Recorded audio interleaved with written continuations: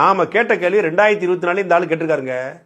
Okay, இன்னொரு பக்கம் விஜய் வராரு. இல்ல, இந்த விவாதமே தவறுன்னு நினைக்கிறேன் நான். அம்பேத்கர் அவர்களும் அண்ணா அவர்களும் எடுத்தவனே எப்பயுமே நாங்க ஆளுங்கட்சி, நாங்க முதல்வர் வேட்பாளர்ங்கிறது சொன்னதே கிடையாது. முதலமைச்சர் ஆகிறது மட்டுமே ஒரு பெரிய பயணமா நினைக்கிறாங்க. அது கிடையவே கிடையாதுங்கிறது என்னுடைய நோக்கம். பிரபலம்ங்கிறது நீங்க பார்க்காத வரைக்கும் தான் பிரபலம். நீங்க டெய்லி பாத்தீங்கன்னா பிரபலம் போயிடும். இப்ப எம்ஜிஆர் அவர்கள் மட்டும்தான் வெற்றி பெற்றிருக்காங்க. நீங்க ஒன்னே புரிஞ்சுக்கணும். எம்ஜிஆர் அவர்கள் 1953 திமுக சேர்ந்தவர். சேர்ந்து கட்சி எலெக்ஷன் பாலிடிக்ஸ்ல 20 வருஷமா கத்துக்கிட்டவங்க சேர்ந்ததுனாலதான் அவரால் வர முடியும். தெரிஞ்சுக்கிட்டியா?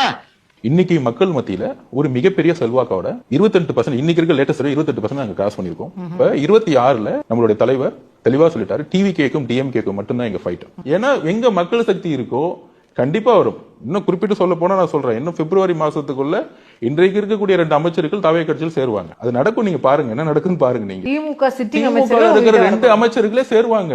இது பிப்ரவரி மாசம் நடக்கும். புடிங்கிட்டு போயிடுச்சு.